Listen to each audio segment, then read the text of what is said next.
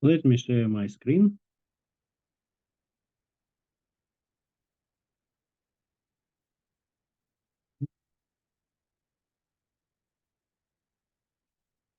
Okay. We continue to discuss orthogonal expansion of the square integrate functionals from the sequence of Gaussian random variables. So the situation now is the following. We have a sequence psi k. K is less or greater or equal than 1. This is IID sequence of standard normal variables. We suppose that we have such a probability space omega fp that sigma field of random events f is generated by the sequence psi k.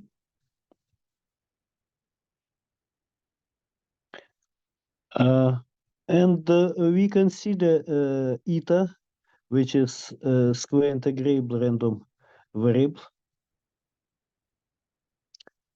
One can say that eta is a functional from the sequence psi k, and we are looking for generalization of the expansion of orthogonal expansion of eta as a series of orthogonal polynomials.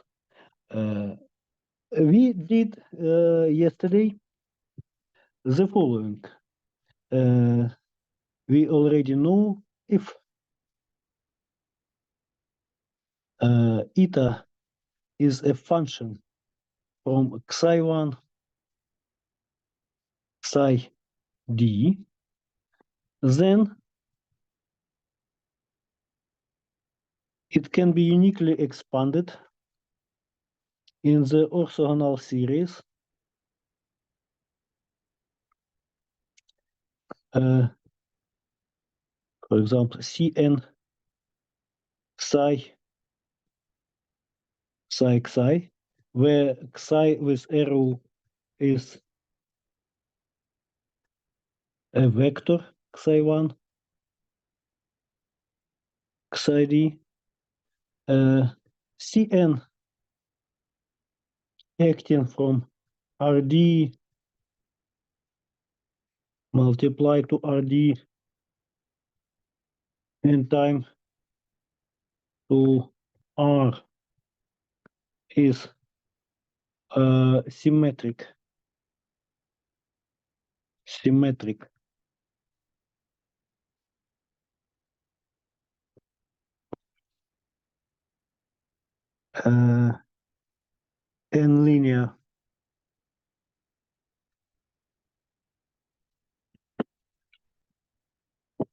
And linear form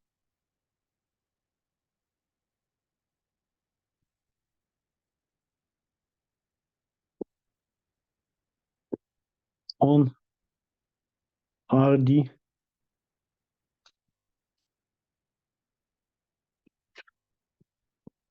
and we know that Cn from psi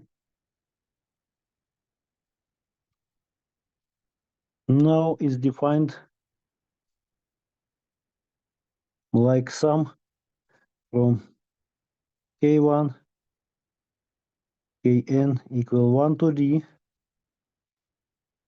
c k1 kn psi k1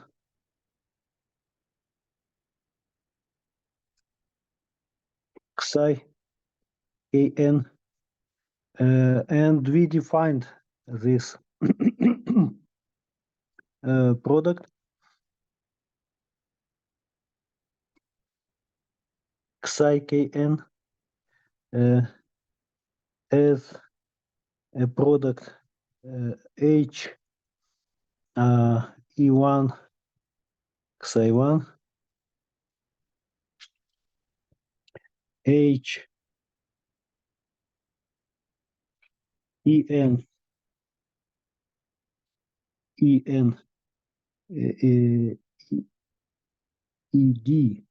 psi d if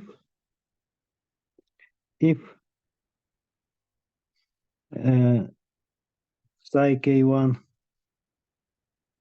multiply psi kn is equal to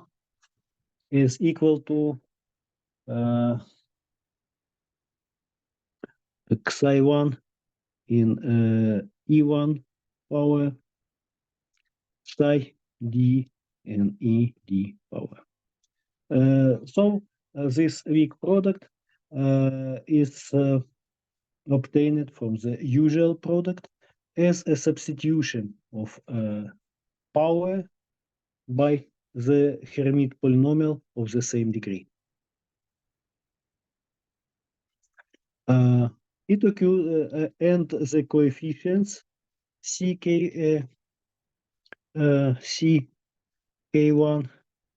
kn now are obtained as cn from ek1 ekn, where e1 maybe arrow en ed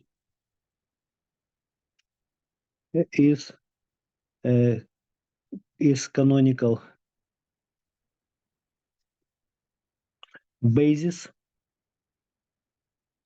in RD.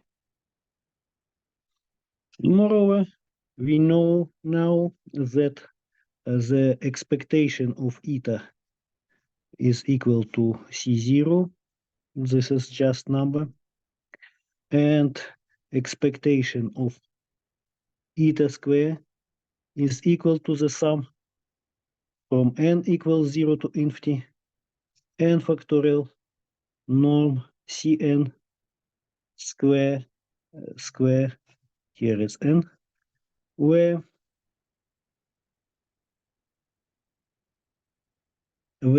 this norm Cn n square is equal to sum from k1 kn equal 1 to d c k1 kn square.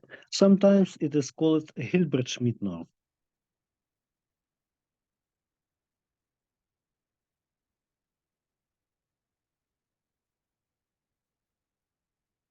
Hilbert.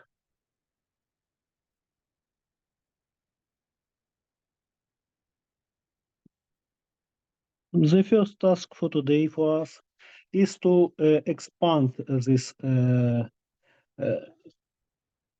orthogonal series representation to a case when we have an infinite number of members in the sequence of xi n. What was proposed yesterday? In case of infinite sequence,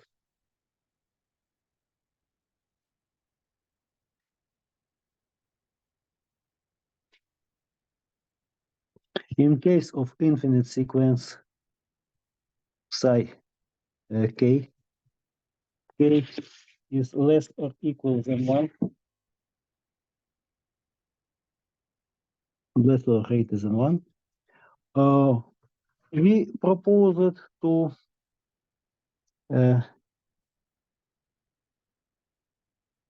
introduce H is a real separable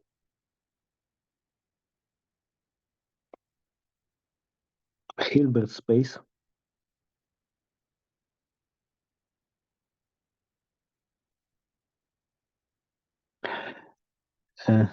consider the orthogonal basis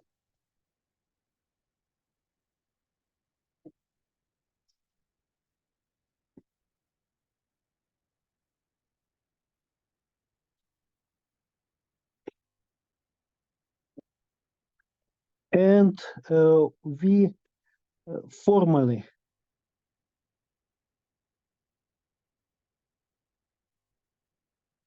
we define the following psi, which is just an infinite sum from k equal 1 to infinity, psi k ek. We discussed that this series does not converge. So this is just something formal, but such family of h psi of random variables, which is as usual, k1 to infinity, hk psi k, here hk is equal to hek, now is well defined. Oh, excuse me, orthonormal basis. Let me emphasize, and it is crucial, that ek is orthonormal normal basis. Then, of course, we have such a Parseval identity. Norm of h square is equal to the sum from k equal 1 to infinity hk square. And this gives us the convergence of the series h psi. Moreover, h psi is a normal variable with zero mean and norm of h in square variance. We call this psi, which does not exist but has traces, has products with elements of Hilbert space. We call it Gaussian white noise. Psi is Gaussian white noise in the space H. So now we suppose that F is sigma psi, which means that F is generated by our sequence or all such products like this. And we have the same problem if we have eta which belongs to L2 omega fp, so it is square integrable, functional from psi. Then let's ask what is the expansion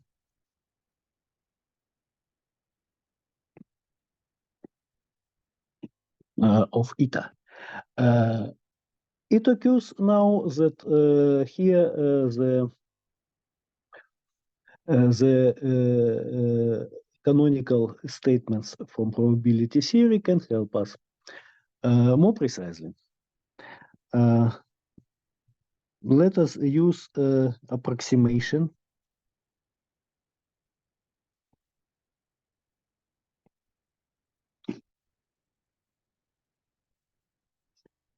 by conditional expectations.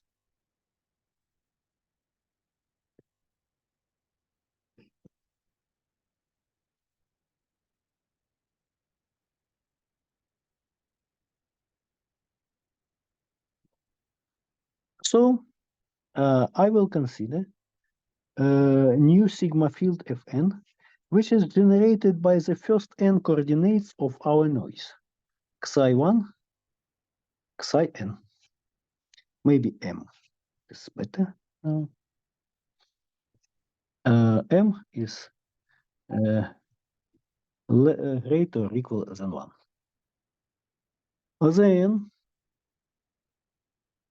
Then one can check easily that F1 is included in F2 and so on. So this is increasing sequence of sigma fields. Moreover, if we consider such minimal sigma field, which is generated by all these Fn, this is by definition is the sigma of union Fn. then of course it is equal to F. Yeah. So it is a sigma field generated by all our sequence, or in another language, by our Gaussian white noise in the space H.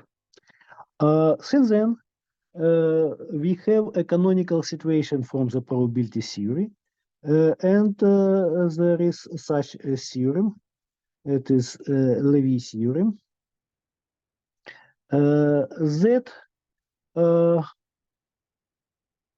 such random variables, which are conditional expectation of eta with respect to Fn, Fm, converge in L2 to eta when m tends to infinity.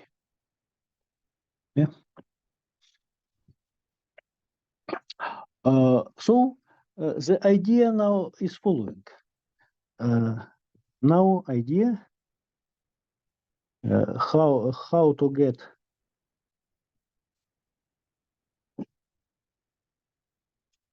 orthogonal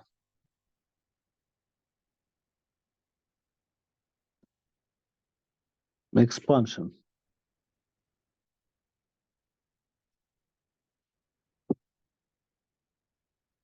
for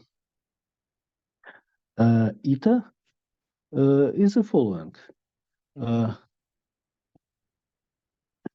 For every m which is greater or equal than 1, our eta m has the orthogonal expansion. We just discussed this in the beginning of the lecture. And I will put here C M C, excuse me, C N M from psi M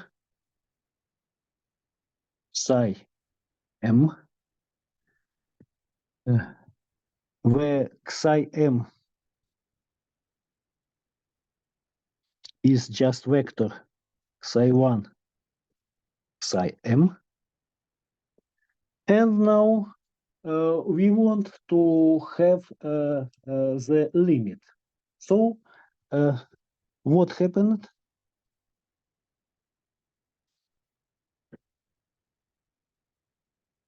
What will happen when m tends to infinity with this C and M?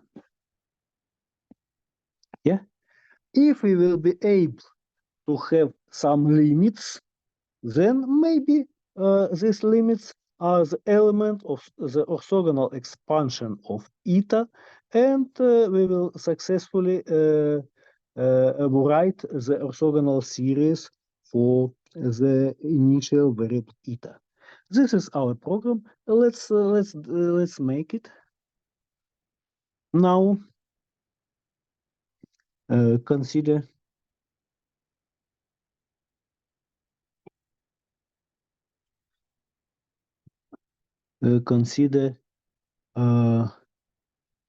m1 which is less than m2.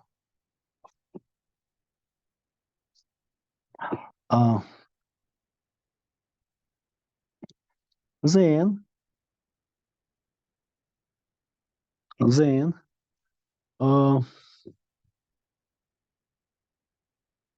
eta m1 will be equal as it was defined conditional expectation of eta with respect to sigma field the fm1. It will be equal to, by the telescopic property of the conditional expectation, it will be equal to the repeating conditional expectation when I firstly take conditional expectation with respect to fm2 and then take conditional expectation with respect to fm1. This is just telescopic property. And then I can continue writing. Then it is equal to expectation of eta m2 with respect to f m1. Now let us consider the representation of eta m2. We agreed that eta m2 has a orthogonal representation like sum from n equals 0 to infinity. Here is C n m2 from psi m2 psi m2. Since this series converge in the square mean, then I can substitute it inside of conditional expectation. Yeah. See what happened? We get that eta m1,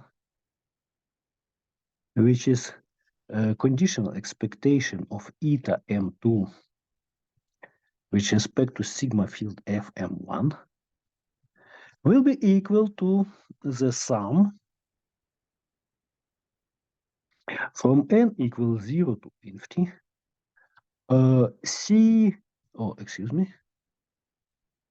here conditional expectation of Cn m2 from psi m2 psi m2 with respect to f m1.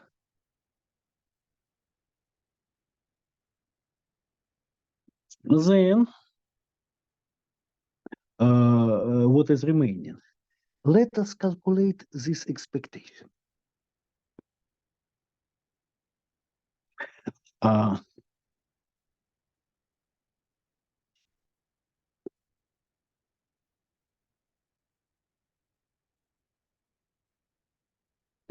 Expectation of Cn m2 psi m2 psi m2 here is f m1. To do this, let's write more precisely what is Cn m2 from psi, and this is expectation of the following finite sum. It is huge but finite. K1 Kn equal 1 to m2.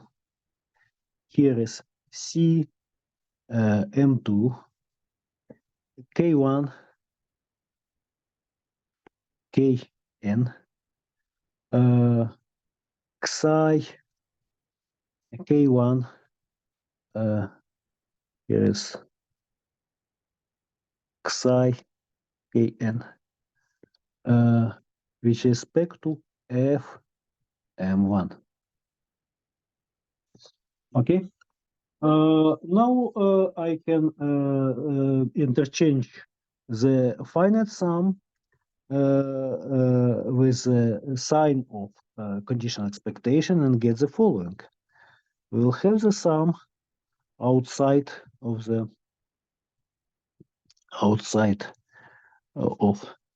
our conditional expectation. K1 Kn equal 1 to m2. Here I also will take outside the coefficient Kn, it is just number. And the most intriguing part is here. This is conditional expectation of our weak product. Psi Kn Fm1. Now let me recall you. What is this? So let's continue. Let's continue. And we'll get the following. We'll get the sum from K1, Kn equal 1 to M2. And here is C, K1, Kn, M2. And here H, E1, psi 1 multiply H E M2 psi M2 with respect to F M1. Oh, excuse me, I forgot the sign of expectation. Here is it, F M1. Okay. Let us check detailedly what we have here. Here we have a product of very special kind. For example, see the first summand, first multiplier. A Hermite polynomial, some of certain degree, from psi1. Of course, this random variable is measurable with respect to. Let me do this explanation here. Let us put here some signs of this explanation, and then what we can say. HE1 psi1 multiply HEM1 psi M1 is measurable. I will write it non-formally like this. Is measured with respect to Fm1. This is usual notation. So we have such part of this product is measurable with respect to Fm1. And we have another part.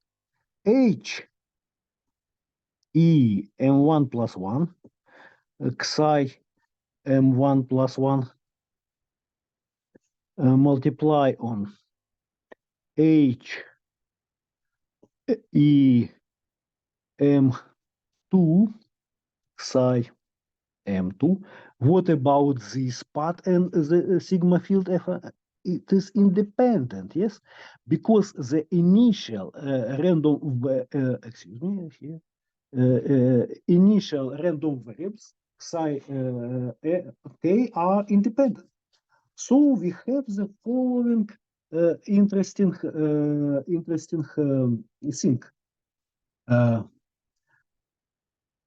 We have splitting. We can split our product, which is here, onto two parts. One is measurable with respect to Fm1. Another one is also independent. Due to this, we can continue our calculations and say that we will have the answer of the following kind. This is the sum from Kn equal 1 to M2 equal 1 to M2, and we have the following: C K1 Kn. Here is M2, but here we have the product H E1 psi1 multiply H EM1 psi M1. I just get outside such random variable which is measurable with respect to Fm1. This is property of conditional expectation. What is remaining? Remaining is the conditional expectation of this product with respect to Fm1, but they are independent. So we have just expectation, yes? So I will write expectation instead the conditional expectation because of independency, yeah? Because of independency. So I am continue, just multiply, oh, new page, multiply on the expectation of H E M1 plus 1 Xi M1 plus 1 and so on H E M2 Xi M2. Okay, that's good. That's good, but what will happen? What will happen here? What will happen here now? Let us assume that there exists some I which belonging to the set EM1 plus 1 plus 1 and so on EM2. This is not a set, so I am not taking a brackets because we can have some repeating indices, which is greater than 0. Then, since we have independent multipliers here, then in this case, this expectation of H E M1 plus 1 Xi M1 plus 1 and so on H E M2 Xi M2 is equal to 0. Yes, because we know that the expectation of Hermite polynomial from standard normal variable is equal to 0 when degree of polynomial is greater than 0. So what is remaining from this sum? From this sum, we just will have, this was again the explanation, and I continue writing, then it is equal to the sum from K1, Kn equal 1 to infinity, C, excuse me, not infinity. Here I am too fast. We will see here infinity, but slightly later. Here is M1, CK, M2, K1, Kn, and here is the product, what is remaining, H E1, Xi 1, H E H E M1, Xi M1. So we have the following representation, and you see in this representation is just a member. Let me recall you again that this is a conditional expectation of the C and M2 Xi M2 Xi M2 with respect to F M1.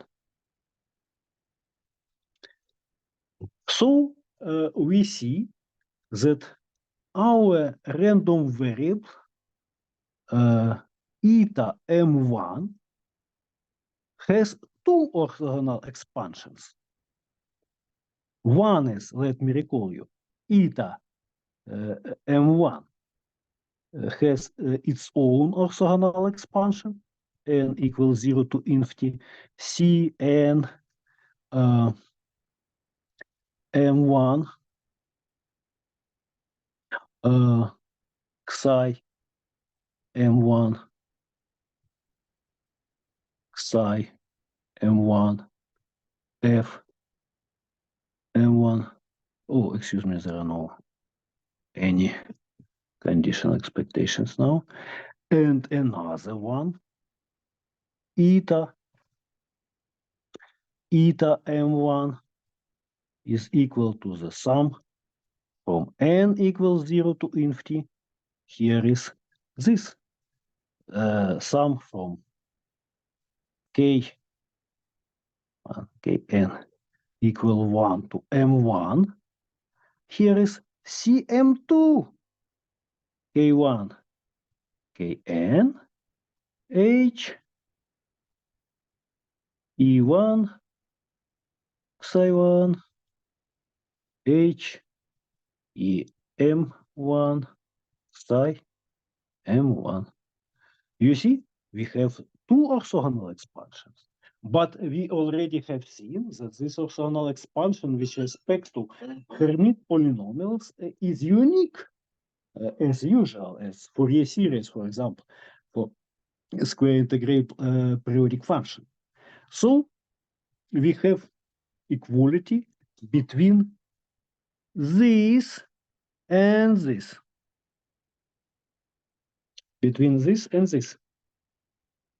And one can get from there a fundamental equality for coefficients. Since the orthogonal expansion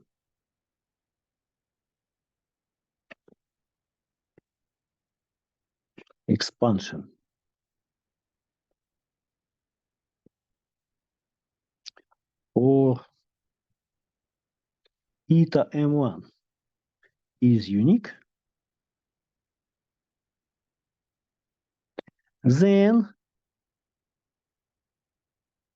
for every n which is greater or equal than 0, we have the following. C, the coefficients C m1 k1 kn are equal C m2 k1 kn for k1 kn, which is less than m1. Less or equals 1. Okay, so we just have a projection when we make the conditional expectation. It is a fundamental state effect which we will use in the future. Now we just mentioned it, that very surprisingly, it occurs that the operation of conditional expectation, which is a very complicated operation, as you remember from the probability theory course, that the operation of conditional expectation is now reduced to very familiar to you operation from even high school years and from the first courses in university, just to the projection in finite dimensional space. Yeah. In this way, we get the coefficient of our orthogonal expansion.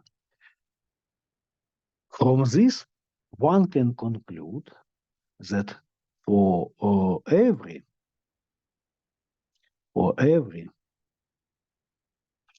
n which is greater or equal than 0, there exist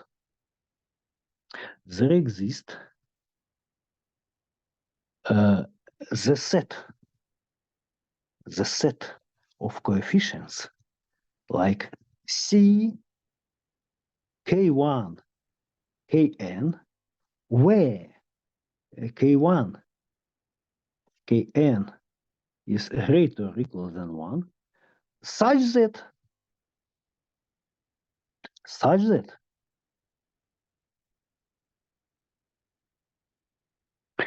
when we want to find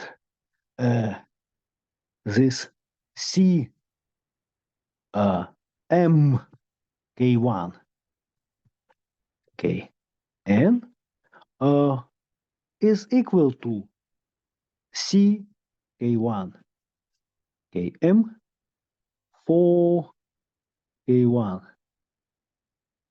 Km just less than M.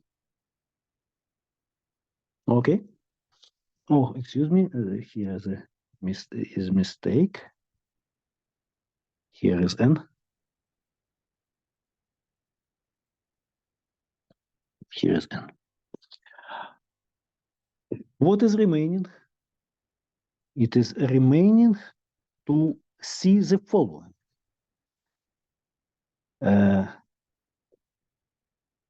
Due to the property of orthogonal expansion, expectation of eta m square is equal to the sum from n equal 0 to infinity. Now you remember the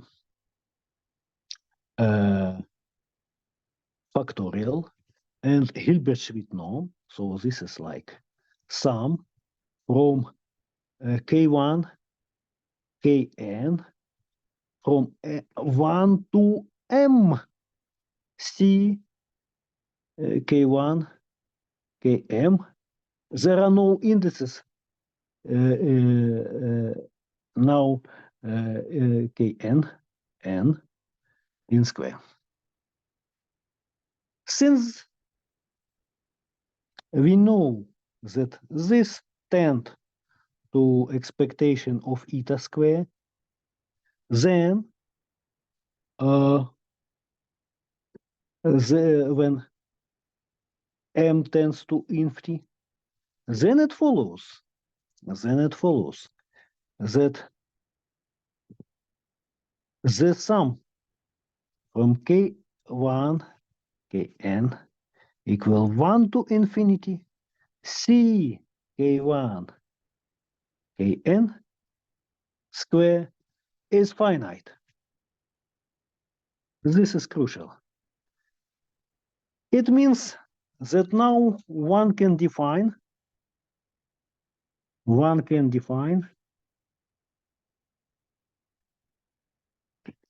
the Hilbert-Schmidt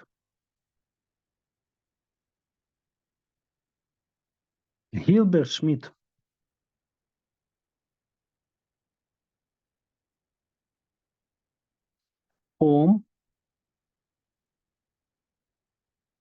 Cn on H as follows.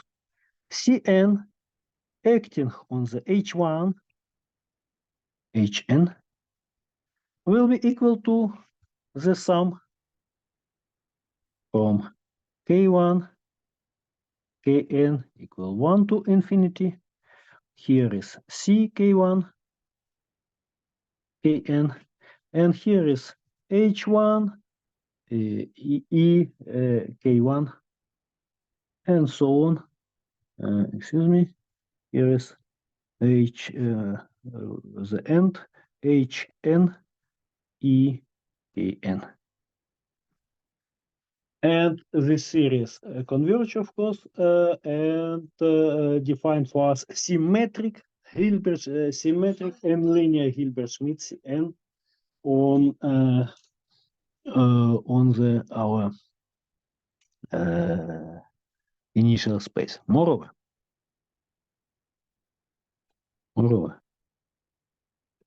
the following series Cn from Xi Xi. Let me recall you. Xi is not an element in H. It is just something formal. But in the left-hand side, one can have K1, Kn equal 1 to infinity, C, K1, Kn. Here is Xi, K1, weak product, Xi, Kn, converges. Converges in L2 sense. Okay, so we have the following. We just obtained the elements of the orthogonal expansion of our random variable eta, because it is evident that for different n, these random variables are orthogonal, and we have now finally we get that eta have the following representation: sum from n equal 0 to infinity, Cn xi xi xi.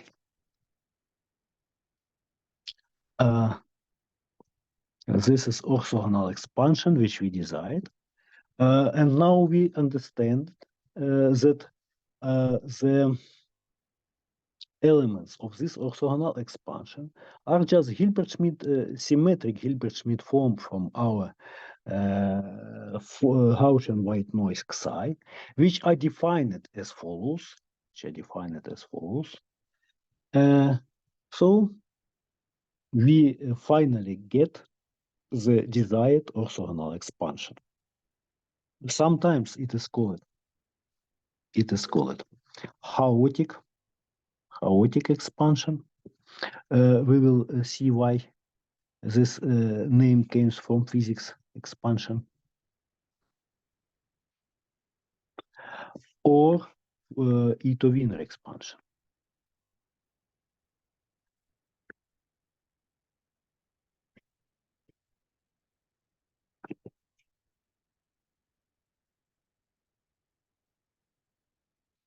Okay. Now let us continue with the following. First of all, let us note properties, and they are familiar for us. E of eta, expectation of eta is equal C0. Expectation of eta square is equal to the sum from n equal 0 to infinity n factorial. Here is Hilbert-Schmidt norm of Cn square n, which is equal more detailedly to sum from n equal 0 to infinity n factorial. Here is the sum k1 kn equal 1 to infinity c kn k1 kn square, and of course now it is time to have the examples. First of all, let us consider the well-known function for us, which is stochastic exponent. Yeah, which is stochastic exponent. Let us see what happened with this function. Yeah. Now consider the Ito-Wiener expansion for stochastic exponent. Stochastic exponent.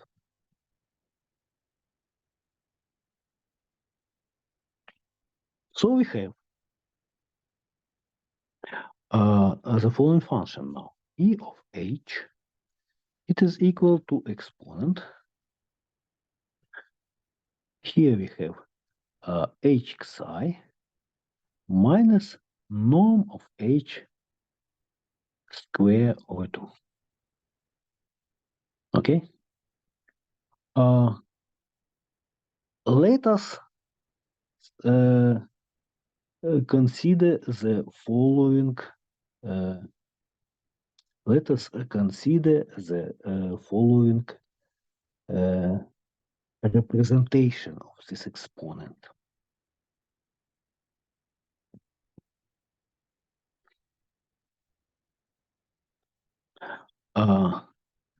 It is equal to expectation. I will do the following. Here I will put norm of h. Then inside I can consider h over norm of h. Multiplying psi. Minus norm of h square over 2. Why I am doing this? Maybe you can guess, because this Gaussian random variable has a standard normal distribution. Yeah, because now, because you remember definition of the Gaussian white noise psi, and you remember that this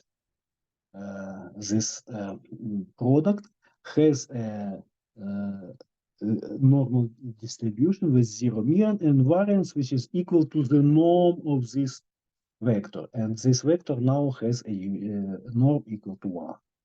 This is a reason why I am doing such a very simple trick. But after this, I can continue with the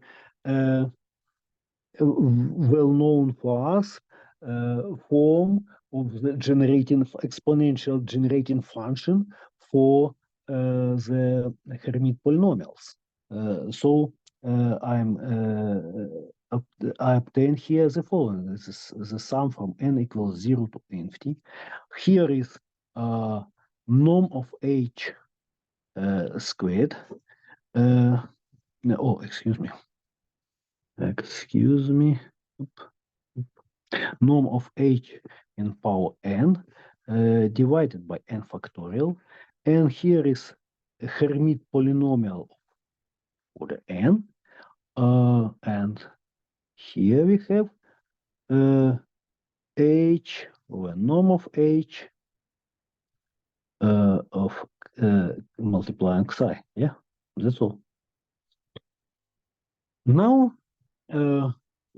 it looks like a orthogonal expansion for our initial stochastic exponent. Yes, we have orthogonal summand.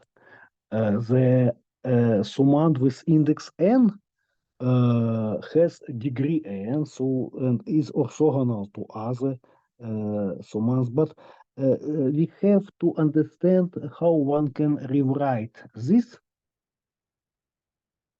as Cn from psi, psi, psi. Yes, this is our aim now, how to understand this one in terms which we already have seen. So in terms of a symmetric Hilbert-Schmidt form from Xi. Let's do this. Let's do this. So we have the following. We have the following.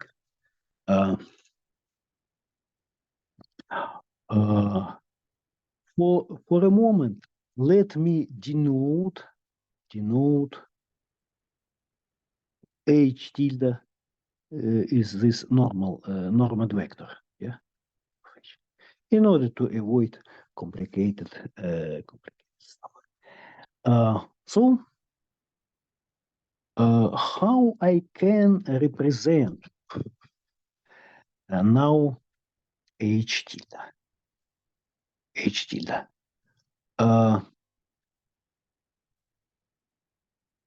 Let me write this. Now let me write this. H tilde is equal to the sum from k equal 1 infinity of h tilde ek. Yeah. Now I am propose the answer for Cn, and we will check that it is true. Yeah. So let Cn from some okay, even I will use here firstly the following notation. This is a tensor product h by itself n times. But for those of you who are not familiar with tensor product, I am just explain what is it. So now Cn from phi1, phi n is just product from k equal 1 to n h tilde phi k. Yeah. This is an action of our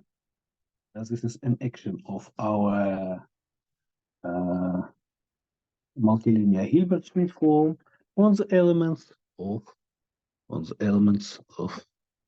this Hilbert space. So now it is easy to check that the coefficients Cn are the following.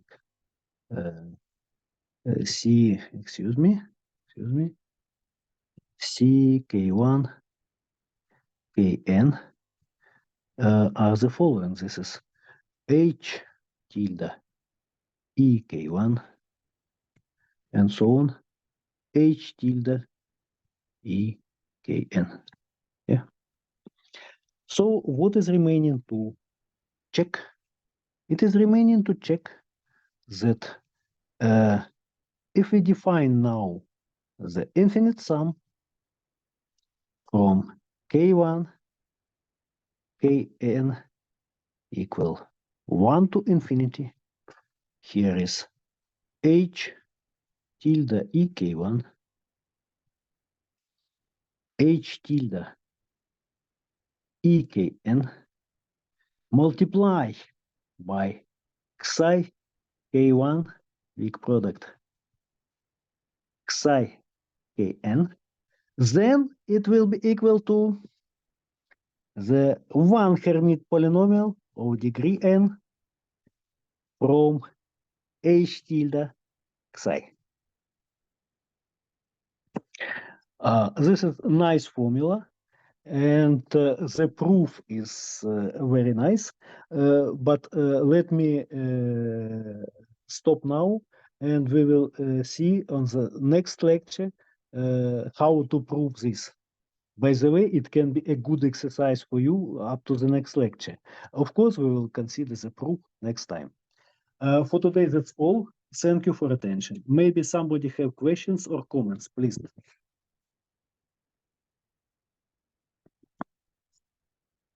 Okay. If there are no comments or questions, then thank you very much, and bye up to the next week.